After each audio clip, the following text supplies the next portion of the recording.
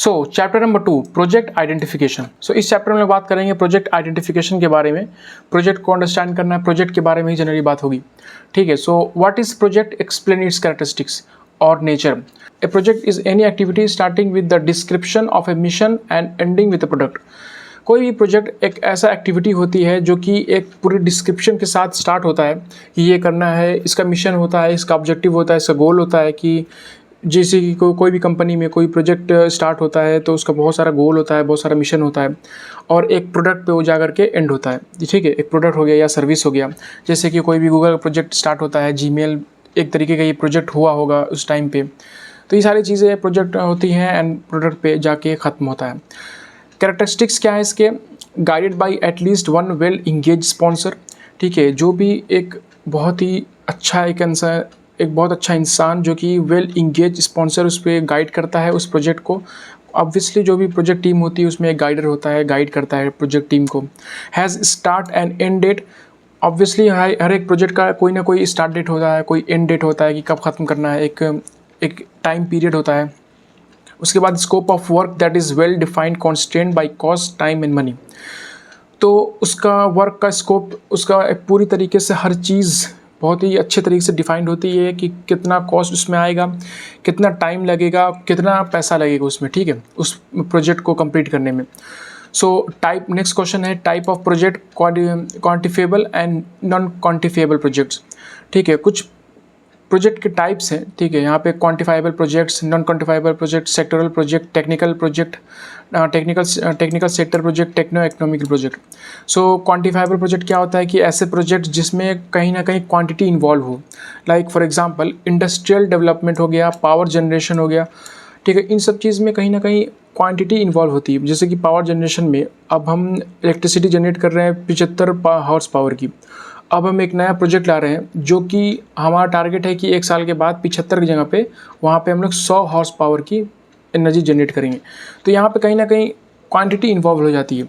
But non quantitative projects में जैसे कि आपका हो गया हेल्थ, एजुकेशन एंड डिफेंस, तो यहाँ पे कोई एक क्वांटिटी नहीं है, क्वालिटी है। क्वालिटी ऑफ प्रोजेक्ट, अच्छी क्वालिटी इंप्रूव करना है, हेल्थ क्वालिटी इंप्रूव करना है, एजुकेशन क्वालिटी इंप्रूव करना है, बट यहाँ पे क्वांटिटी स्पेसिफिकेशन नहीं होती है। ठीक है, एंड उसके बाद sectoral project, particular sector like agriculture, health, transport इसी पार्टिकुलर सेक्टर में हम लोग उसको प्रोजेक्ट बनाते हैं, उसको सेक्टरल प्रोजेक्ट बोलते हैं। लाइक एग्रीकल्चर सेक्टर में अगर हम लोग प्रोजेक्ट डेवलप करते हैं तो ये एग्रीकल्चर सेक्टर के अंदर आएगा। Technical sector involve technical sector like website and social media. जो भी हम लोग टेक्निकल प्रोजेक्ट बनाते हैं, किसी भी कंपनी में आप टेक्निकल प्रोजेक्ट बनाते हो तो वो टेक्निकल सेक्टर में आता है। Techno economical, combination of 2 words, technology and economic. ठीक है, तो जो ऐसे प्रोजेक्ट जो जिसमें टेक्नोलॉजी प्लस इकोनॉमिक में भी उसका कहीं ना कहीं इफेक्ट पड़ रहा है, टेक्नोलॉजी का यूज़ करके इकोनॉमिक्स का प्रोजेक्ट बना रहे हैं हम लोग, तो उसको हम लोग बोलते हैं techno economical project. Impact of technology on economics. ठीक है, जो भी हमारा सोसाइटी इकोनॉमिक है तो वहाँ पे टेक्नोलॉजी किस तरीके से इम्पैक्ट कर रही है, वहाँ पे हम लोग जो भी प्रोजेक्ट बनता है उसको हम लोग बोलते हैं टेक्नो इकोनॉमिक प्रोजेक्ट। ठीक है, उसके बाद नेक्स्ट क्वेश्चन है what are phases involve in the project identification. क्या क्या फेजेस इन्वॉल्व होते हैं प्रोजेक्ट को आइडेंटिफाई करने में। ठीक है, प्रोजेक्ट को आइडेंटिफाई करने का मतलब ये है कि क्या क्या चीज़ें इन्वॉल्व होंगी प्रोजेक्ट जब हम लोग इनिशिएट करेंगे। ठीक है, तो उसमें क्या क्या चीज़ हम लोग देखेंगे कि प्रोजेक्ट को किस तरीके से बनाना है।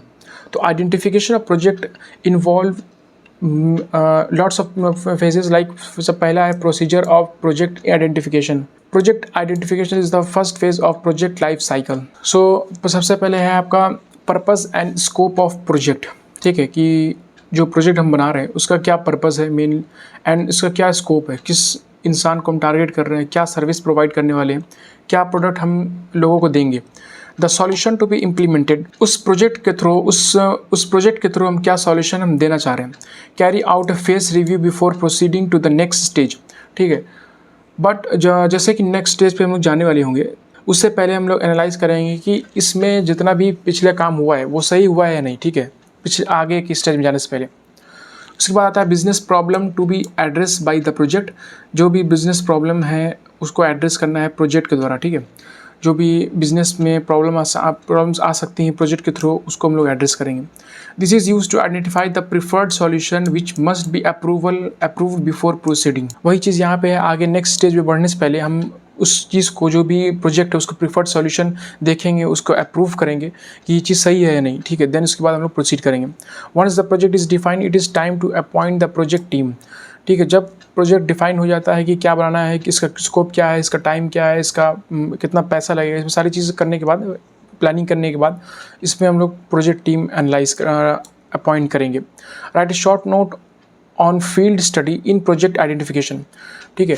फील्ड स्टडी का क्या मतलब? फील्ड स्टडी का मतलब कि ये है कि रिसर्च करना एक तरीके से, कि जो हम लोग प्रोडक्ट लॉन्च करने वाले हैं उसका क्या इम्पैक्ट पड़ेगा फ्यूचर में पब्लिक के ऊपर, ठीक है। तो इसका कई तरीके हैं। To know the response of the purpose idea a sample from the target group में बी सिलेक्टेड। एक ग्रुप बना लेंगे, ठीक है, उसको हम लोग ये चीज़ सैम्पल दिखाएंगे प्रोडक्ट का अपने, अगर वो अप्रूव कर देते हैं, उसमें कोई कमी निकालते हैं तो हम लोग कमी को सुधारेंगे, और पास कर देते हैं तो आगे नेक्स्ट स्टेप पे जाएंगे। सेकेंड तरीका है स्टडी करने का कि manager may not be expert in the matter of field study. So जैसे कि कई बार होता है कि मैनेजर इसमें एक्सपर्ट नहीं होता है, तो क्या करेगा कि वो किसी एक्सपर्ट को हायर करेगा, कंसल्ट करेगा उससे, या किसी जो ऐसे प्रोफेशनल एक्सपर्ट के पास जाएगा जिसके पास अच्छी नॉलेज होगी इस प्रोडक्ट की, तो वहाँ से वो अपना इन्फॉर्मेशन ले सकता है। उसके बाद आता है field study require lot of energy, time and money. Obviously बार बार आपको जाना पड़ेगा, उसे पूछना पड़ेगा, पैसा भी आपको देना पड़ सकता है, तो there is lots of energy, time and money इसमें लगेगा। What do you understand by project evaluation? Project evaluation क्या होता है? Project evaluation is the study of the impact of the project idea on various aspects. Project evaluation एक ऐसी study है, ये बताती है कि प्रोजेक्ट जब हम बनाएंगे तो किस किस चीज़ पे उस प्रोजेक्ट का इफ़ेक्ट पड़ेगा, लाइक सोसाइटी पे या किसी इंडिविजुअल पे, जिस जगह पे वो प्रोजेक्ट बन रहा है उस जगह का, उस रीजन, उस एरिया पे क्या इम्पैक्ट पड़ेगा। तो ये सारी चीज़ स्टडी करते हैं प्रोजेक्ट इवैल्यूएशन में, ठीक है। जो लोग काम कर रहे हैं कंपनी के अंदर उन पे क्या इम्पैक्ट पड़ेगा, ये सारी चीज़ें इसमें आती है। Project manager to analyse how the project is going on how it's affecting the market and its harm to the society. यही चीज़ है कि मार्केट पे कैसे वो इफेक्ट करेगा, सोसाइटी पे अगर वो हार्मफुल है कि अगर है तो कितना है, नहीं है, ये सारी चीज़ें देखना इसमें आता है। Project evaluation identifies the impact of the propose project on the economy of the country. Project evaluation में भी कंट्री की इकोनॉमी भी आ जाती है कि कितने कंट्री पे ये इम्पैक्ट करेगा, ठीक है, किस तरीके से करेगा, कितना करेगा, ये सारी चीज़ में आती है। प्रोजेक्ट लाइफ साइकिल इज़ बहुत इजी है। प्रोजेक्ट लाइफ साइकिल कि सबसे पहले क्या करते हैं, प्रोजेक्ट कॉन्सेप्ट लाते हैं, इनिशिएट करते हैं, आइडिया लाते हैं, ठीक है, चार्ट बनाते हैं, प्रोजेक्ट इनिशिएशन करते हैं, प्रोजेक्ट डेफिनेशन एंड प्लानिंग, उसका प्लान करते हैं, उसका डेफिनेशन डिफाइन करते हैं, स्कोप क्या है, बजट क्या है, communication plan, Gantt chart graphs बनाते हैं, समझाते हैं कि दूसरों को, इसमें एनालाइज करते हैं कि कितना रिस्क मैनेजमेंट हो सकता है, पोटेंशियल रिस्क क्या क्या है। प्रोजेक्ट लॉन्च एंड एग्जीक्यूशन, फिर उसके बाद प्लानिंग के बाद लॉन्च कर देते हैं और इसको एग्जीक्यूट कर देते हैं, ठीक है। क्वालिटी चेक करते हैं, स्टेटस भी ट्रैक करते रहते हैं। प्रोजेक्ट परफॉर्मेंस एंड कंट्रोल, ठीक है, उसका ऑब्जेक्टिव देखते हैं क्या है, क्वालिटी कैसी है, एफर्ट एंड कॉस्ट ट्रैकिंग, कितना एफर्ट लगा है, उसमें कितना कॉस्ट लगा है, ये सारी चीज़ इसमें देखते हैं हम लोग। एंड लास्टली प्रोजेक्ट को मैनेज करना, ठीक है, एक बार प्रोजेक्ट लॉन्च हो गया, चला गया, उसको मैनेज करना भी हमारी रिस्पॉन्सिबिलिटी है कंपनी वालों की, ठीक है। तो प्रोजेक्ट लिस्ट रिपोर्टिंग, उसका रिपोर्ट बनाना, रिपोर्ट करना, ये सारी चीज़ आ जाती है आपके प्रोजेक्ट लाइफ साइकिल में। एंड इसके बाद आता है project execution involve time management, quality management. Project execution में टाइम मैनेजमेंट देखना पड़ता है कि उस प्रोजेक्ट का जो टाइम लग रहा है, इस जो प्रोडक्ट बन रहा है उसमें बनने में कितना टाइम लगेगा, ये सारी चीज़ें इसमें आती हैं टाइम मैनेजमेंट में। कॉस्ट मैनेजमेंट की, उसका जो कॉस्ट लग रहा है, ठीक है, उसको किस तरीके से मैनेज किया जाए, कॉस्ट मैनेजमेंट में सारी चीज़ें, जो पैसा ऐसा फाइनेंशियल मैनेजमेंट होता है, ये सारी चीज़ इसमें आती है। उसके बाद आता है क्वालिटी मैनेजमेंट, उसकी क्वालिटी को भी मेंटेन रखना है, ठीक है, कोई भी प्रोडक्ट बन रहा है, कोई सर्विस बन रही है, तो उसकी क्वालिटी को मेंटेन रखना किसी भी कंपनी का बहुत इंपॉर्टेंट टास्क होता है। उसके बाद आता है रिस्क मैनेजमेंट, जो भी पोटेंशियल रिस्क है उसको किस तरीके से अवॉइड किया जा सके, और अगर कोई प्रॉब्लम आती है तो किस तरीके से सॉल्व किया जा सके। राइट शॉर्ट और note on assessment of viability. तो वायबल का मतलब होता है नॉर्मल ग्रोथ, किसी भी प्रोजेक्ट का नॉर्मल ग्रोथ को ही हम लोग वायबल बोलते हैं। It should be valuable for markets in technical term and even in economic and commercial terms. जो भी प्रोजेक्ट ग्रो हो रहा है वो कहीं ना कहीं मार्केट में वैल्यू क्रिएट करना चाहिए, ठीक है, वैल्यूबल होना चाहिए टेक्निकल टर्म में भी एंड इकोनॉमिक टर्म में भी। टेक्निकल मतलब कि उसका जो कंपनी का टेक्निकल जो भी, जैसे कि अब कोई फ़ोन आता है तो फ़ोन जो आ रहा है, नई नई टेक्नोलॉजी यूज़ हो रही है तो वो कहीं ना कहीं हमारे लिए यूज़फुल है, ठीक है, नई टेक्नोलॉजी आ रही है तो। एंड इकोनॉमी पे क्या असर पड़ रहा है, उसका इकोनॉमी पे कितना बूस्ट हो रहा है, जीडीपी कितना ऊपर ले जा रहा है, वो फ़ोन बिक रहा है तो ये भी एक important factor economic and commercial terms में भी, ठीक है। The assessment of viability of any project involve the market analysis, financial analysis, technical issue and risk safety issue. जो भी प्रोडक्ट ग्रो हो रहा है उसका मार्केट एनालिसिस करना होता है, फाइनेंशियल एनालिसिस की किस तरीके से वो फाइनेंस, उसके अंदर कितना पैसा लगा, ये सारी चीज़ें, एंड उसमें कितना रिस्क है प्रोजेक्ट में, और उसका सेफ्टी इशू क्या है। कोई ऐसी चीज़ हो जो, जैसे कि कई बार न्यूक्लियर पावर प्लांट हो गया तो वहाँ पे सेफ्टी इशू की मैटर आ जाता है। A product will be viable in the market if it reaches to maximum number of customers, it ensure good return and stay in the market for long time, it ensure the future growth. Like Jio SIM हो गया आपका, ठीक है, Jio SIM एक viable product है जो कि grow हो रहा है, ग्रोथ होती जा रही है और मार्केट में भी बना हुआ है, ठीक है, बहुत लंबे समय से वो बना हुआ है। तो इस तरीके के प्रोडक्ट को हम लोग बोलते हैं वायबल प्रोडक्ट, जो कि गुड रिटर्न भी दे रहा है, मार्केट में भी वो है और बहुत लंबे समय से चलता आ रहा है। What is project formulation, what are sequential stage of project formulation. देखो प्रोजेक्ट फॉर्मुलेशन क्या है, it is process in which an entrepreneur undertake an objective of assessment of different dimensions of an investment plans, ठीक है। Project formulation basically investment की बात करता है, ठीक है, कि हम लोग इन्वेस्ट कितना किए, कितना रिटर्न आया, ठीक है, लॉस हुआ, बेनिफिट हुआ, ये सारी चीज़ें प्रोजेक्ट फॉर्मुलेशन में आती है, ठीक है। कहीं ना कहीं इसमें ज़्यादातर पैसे की बात करते हैं हम लोग, different dimension of investment plans, ठीक है, अलग अलग तरीके से जितने भी इन्वेस्टमेंट प्लान्स होते हैं किसी भी प्रोजेक्ट में लोग इन्वेस्ट करते हैं तो वो सारी चीज़ में आती है। Project formulation includes all the cost involve, देखिए वही चीज़ है कि जिसमें जितना पैसा इसमें लगा है, कितना कॉस्ट लगा है इस प्रोडक्ट बनाने में, various project for the purpose of cooperative study. Objective and importance of project formulation, it is the final identification of investment option by an entrepreneur। किसी भी इंटरप्रेन्योर के द्वारा एक फाइनल इन्वेस्टमेंट के ऊपर ये चर्चा करने वाली चीज़ होती है, ठीक है, प्रोजेक्ट फॉर्मुलेशन। इसके बाद फाइनेंशियल पे बात नहीं होगी किसी भी प्रोजेक्ट की। तो इम्पॉर्टेंट यही होता है, has to be made keeping on eye on the objective of the entrepreneur and the enterprises, ठीक है, सारी चीज़ें ध्यान में रखते हुए, इन्वेस्टमेंट को ध्यान में रखते हुए इसकी हम लोग बात करते हैं प्रोजेक्ट फॉर्मुलेशन की। सिक्वेंशियल स्टेजेस में क्या आता है, फिजिबिलिटी ऑफ द इन्वेस्टमेंट, ठीक है, कि अभी हम यहाँ पे इन्वेस्टमेंट की बात करेंगे, ठीक है। इन्वेस्टमेंट में फिजिबिलिटी ऑफ द इन्वेस्टमेंट मतलब कि इन्वेस्टमेंट जब की गई है तो किन किन बातों का ध्यान रखा गया है, ठीक है, किस किस चीज़ को प्रोजेक्ट में देख करके इन्वेस्ट किया गया। कोई भी इन्वेस्टर अगर इन्वेस्ट करता है प्रोजेक्ट में तो कहीं ना कहीं उसका फ्यूचर स्कोप, उसका पास्ट, जो भी उस पर वर्क करेंगे, टीम वर्क करेंगे, वो सारी चीज़ें वो देखता है, पहले अंडरस्टैंड करता है, फिर इन्वेस्ट करता है। तो यहीं पे विजिबिलिटी स्टडी मतलब कि यही चीज़ आती है। प्रपोजल इकोनॉमिक स्टडीज़, ठीक है, टेक्नोलॉजिकल और इकोनॉमिकल स्टडीज़ होती हैं कि टेक्नोलॉजी का किस तरीके से यूज़ हो रहा है और कौन कौन सी टेक्नोलॉजी यूज़ की गई है और किस तरीके से ये इम्पैक्ट करेगा इकोनॉमिक को, ठीक है, जो भी प्रोजेक्ट है या प्रोडक्ट है, वो सारी स्टडीज़ होती है। Market studies with location of the project, कहाँ पे लॉन्च हो रहा है, ठीक है, क्या मार्केट है इसका, ये सारी चीज़ें मार्केट स्टडीज़ में आती है। इनपुट रिक्वायर्ड, ठीक है, क्या क्या इसमें डेटा और भी रिक्वायर्ड है इसमें एनालाइज करने में, इसको अंडरस्टैंड करने में। फाइनेंशियल फिजिबिलिटी, जो कि अभी हम लोग डिस्कस किए हैं कि फिर यहाँ पे फिजिबिलिटी ऑफ इन्वेस्टमेंट, ये वही चीज़ यहाँ पे भी आ जाएगा। जो भी फाइनेंशियल्स इसके हैं, जो भी पैसा इस पर लगा है, कॉस्ट लगा है, वो सारी चीज़ें इसमें स्टडीज़ होंगी। प्रॉफिटेबिलिटी, कितना ये प्रॉफिट जनरेट कर सकता है आगे जाकर के, कितना इन्वेस्टर को ये प्रॉफिटेबल कर सकता है। सोशल कॉस्ट बेनिफिट स्टडीज़, ठीक है, कि सोसाइटी पे किस तरीके से इम्पैक्ट करेगा, ठीक है, सोसाइटी पे कैसे इम्पैक्ट, सोसाइटी पे, पीपल पे कैसे इम्पैक्ट करेगा, क्या बेनिफिट लाएगा, ठीक है, ये सारी चीज़ स्टडीज़ में होती है। Write short note on collection of information. Collection of information में सबसे पहला है प्राइमरी सोर्स ऑफ डेटा, ठीक है, जहाँ पे डेटा कलेक्ट करने के बारे में पढ़ते हैं हम लोग। And entrepreneur can collect the information telephonic और बाई क्वेश्चनेयर मेथड, ठीक है।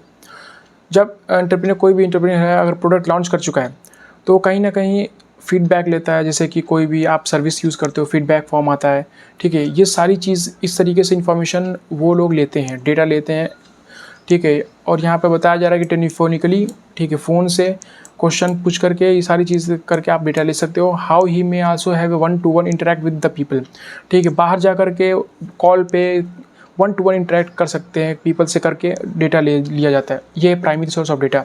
सेकेंडरी सोर्स ऑफ डेटा में आता है द सोर्सेज आर मैगजीन्स, ठीक है, मैगजीन्स के थ्रू, गवर्नमेंट रिकॉर्ड के थ्रू, रिसर्चेस के थ्रू रिसर्च कराई जाती है, सारी चीज़ें के थ्रू सेकेंडरी सोर्सेज में आता है।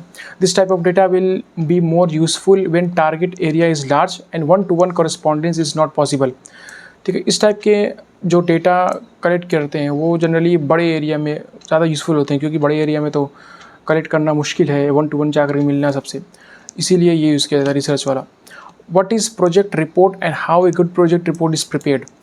जैसे कि आपने फाइनल ईयर प्रोजेक्ट में प्रोजेक्ट रिपोर्ट प्रिपेयर किए होंगे, वही चीज़ यहाँ पे थोड़ा बहुत सोच कर लिख सकते हो, बट थोड़ी चीज़ें यहाँ पे डिफरेंट है। लाइक यहाँ पे लैंड बिल्डिंग रिपोर्ट आ गया, मैन्युफैक्चरिंग कैपेसिटी पर एनम, ठीक है, उस कंपनी जहाँ पे बिल्ड हो रही है उसका मैन्युफैक्चरिंग कैपेसिटी पर एनम क्या है, मैन्युफैक्चरिंग प्रोसेस क्या है, मशीन एंड इक्विपमेंट इंक्लूडिंग बारे में बताना है, requirement of raw material, marketing, financial analysis, ये सारी चीज़ें प्रोजेक्ट रिपोर्ट में एक जो प्रोजेक्ट बनता है वो सारी चीज़ें इन्वॉल्व होती है, सब सारी चीज़ें। The next question is what is techno economic feasibility report.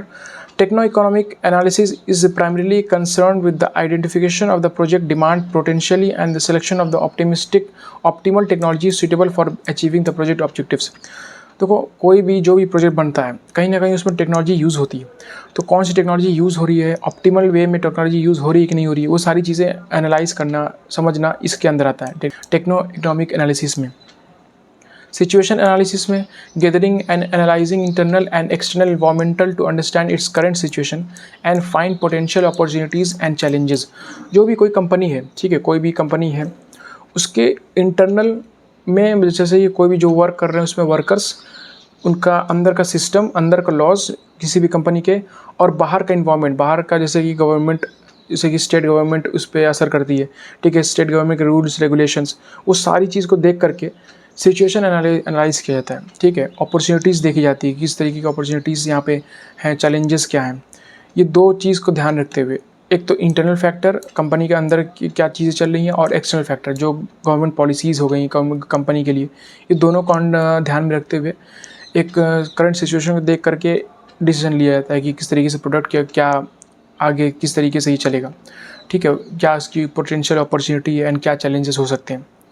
Data collection and compilation for projecting future trend, it is for predicting होगा, यहाँ प्रोजेक्टिंग नहीं होगा, predicting future trend, it is essential to know about past events, the situation is present and about the factor likely to affect the future course of events, ठीक है। Data collection and compilation में past का data ध्यान रखा जाता है और future में जो भी चीज़ होने वाली है उसको प्रेडिक्ट किया जाता है कि इस तरीके से हो सकती है क्योंकि पास्ट में ऐसा हुआ है, तो पास्ट के बेसिस पे फ्यूचर को प्रेडिक्ट करके डेटा कलेक्ट किया जाता है और उसी बेसिस पे अपना जो भी मार्केटिंग प्रोजेक्ट को आगे बढ़ाया जाता है। Interpretation and presentation, the data collected for various resources are first compiled, tested and tabulated uniform suitable for interpretation. वही ऑब्वियस सी बात है, डेटा लिया गया उसके बाद टेबल में रखा गया, उसको एनालाइज किया जाता है एंड इसी हिसाब से डिसीजन लिया जाता है कि क्या करना है। Explain between feasibility report and project report. दो तरीके की रिपोर्ट बनती है, एक feasibility report and project report. Feasibility report में क्या आता है कि feasibility report means weather a project is worth taking और नॉट। जो भी प्रोजेक्ट हम लोग ला रहे हैं, प्रोजेक्ट इंप्लीमेंट कर रहे हैं, कि क्या वो इंप्लीमेंट करने लायक है कि नहीं, ठीक है, बाकी सारी चीज़ें स्टडीज़ करने के बाद। Enterprise consist of some background information about the industry to which the project belongs, ठीक है, कुछ बैकग्राउंड इन्फॉर्मेशन जो उस इंडस्ट्रीज़ के बारे में, वही जो भी देखे थे हम लोग कि पास्ट डेटा मैटर करता है बहुत ज़्यादा, कि किस तरीके से पास्ट की परफॉर्मेंस रही, वो सारी चीज़ें देख करके एक प्रोजेक्ट की डिसीजन लिया जाता है, ठीक है। Tell objective and scope of the report. Report नहीं होगा यहाँ पे, प्रोजेक्ट होगा, कि प्रोजेक्ट का ऑब्जेक्टिव और स्कोप बताता है, ठीक है, फिजिबिलिटी स्टडी की और उसके बाद आपका आता है about raw material requirement, prices, sources and properties. Raw material क्या क्या यूज़ होंगे, कितना प्राइस लगेगा, प्रॉपर्टीज़ कितनी चाहिए होगी, कितना एरिया चाहिए होगा, कौन सा एरिया चाहिए होगा, ये सारी चीज़ें फिजिबिलिटी रिपोर्ट बताती है।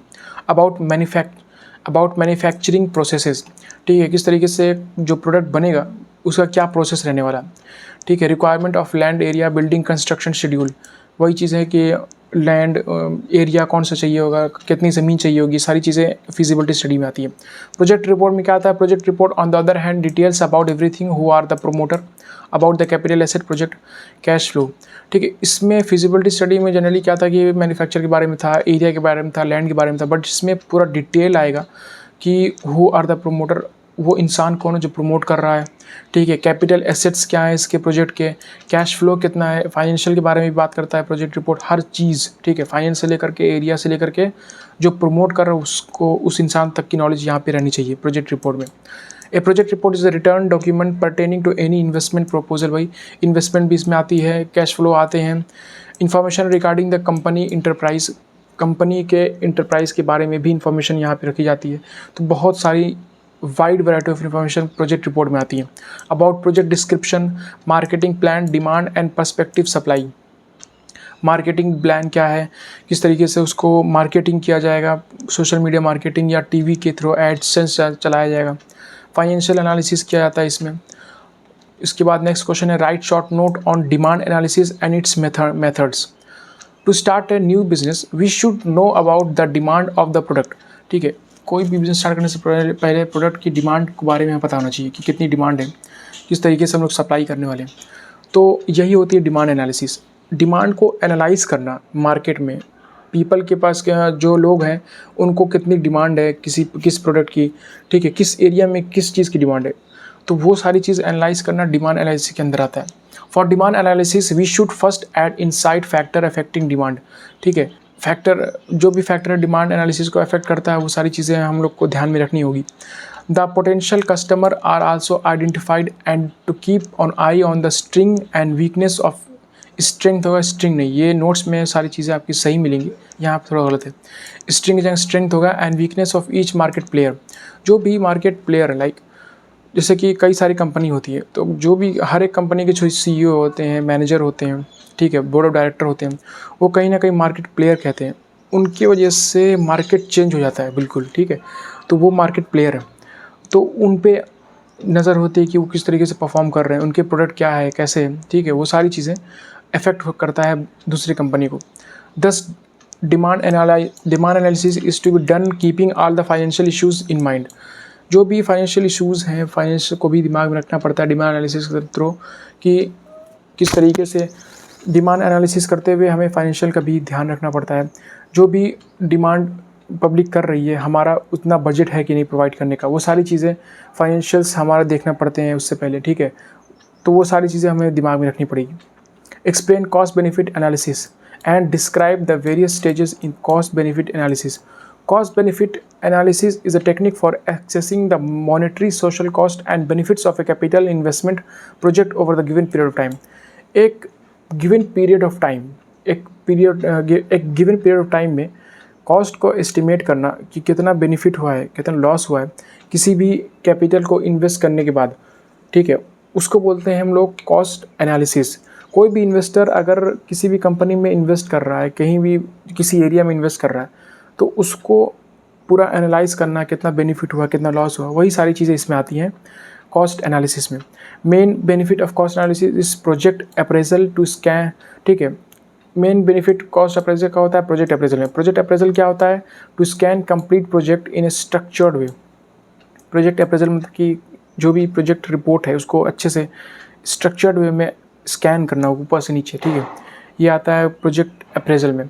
By comparing net rate of return from different projects, ये तरीके हैं कॉस्ट को एनालाइज करने के। By comparing net rate of return from different projects, different एक कंपनी जो होती है वो कई सारे प्रोजेक्ट में इन्वेस्ट कर सकती है। ठीक है, तो जब वहाँ से उसका इन्वेस्टमेंट आता है, कहीं से लॉस होता है, कहीं से प्रॉफिट होता है, तो पूरा का पूरा कंपेयर करके, देख करके कितने किस में ज़्यादा प्रॉफिट हुआ है, किस में लॉस हुआ है, वो सारी चीज़ें करके ये कॉस्ट एनालिसिस होती है। ठीक है, cost benefit analysis has been applied to big public sector projects such as dam bridges and new power plant projects। बड़े बड़े प्रोजेक्ट्स में ये कॉस्ट एनालिसिस देखी जाती है, डैम में ब्रिजेज़ में एंड न्यू पावर, जो भी पावर प्लांट्स लगते हैं। इसका फॉर्मूला याद कर लेना। ठीक है, अगर लिख दोगे तो ज़्यादा बेहतर होगा। बेनिफिट कॉस्ट रेशियो का फॉर्मूला होता है benefits minus disbenefits minus operation cost upon total cost of project minus salvage value. ठीक है, ये फॉर्मूला है, अगर लिख दोगे तो बेहतर होगा, ज़्यादा अच्छा होगा, नंबर मिलने के चांसेस रहेंगे। नेट प्रेजेंट वैल्यू एनपीवी, ये देखो यहाँ से अब स्टार्ट होता है आपका न्यूमेरिकल टाइप चीज़ है, ठीक है। ये फॉर्मूलाज हैं कुछ, एनपीवी हो गया, पीवी हो गया, ठीक है, सीएफ हो गया, इसको आपको थोड़ा याद करने होंगे। और बहुत कुछ न्यूमेरिकल बहुत बेसिक से होते हैं, बहुत इजी क्वांटम में दिए हुए वहाँ पे आप देख सकते हो, ठीक है, न्यूमेरिकल पढ़ लेना।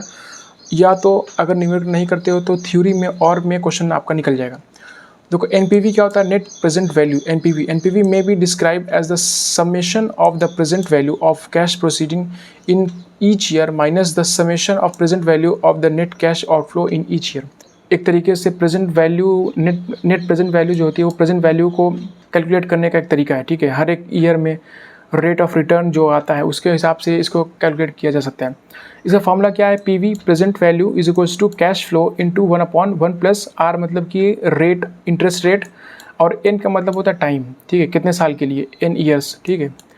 जो रेट कई बार दिया रहता है 1, 12%, 13%, तो कैसे लेना है, अगर 12% रेट दिया हुआ है तो इसको 100 से डिवाइड कर देंगे, 0.12 आएगा, ठीक।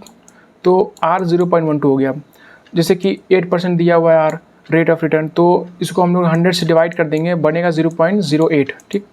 तो 0.08 हम लोग लेंगे आर की वैल्यू, और जो भी एन दिया होगा उसके ऊपर इस वैल्यू को इसमें पुट करेंगे और पीवी आ जाएगा, ठीक। और तो अगर एन पीवी कैलकुलेट करते हैं, एन पीवी कैलकुलेट करने के बाद अगर निगेटिव आता है तो उसको हम लोग रिजेक्ट द प्रोजेक्ट को रिजेक्ट कर देते हैं।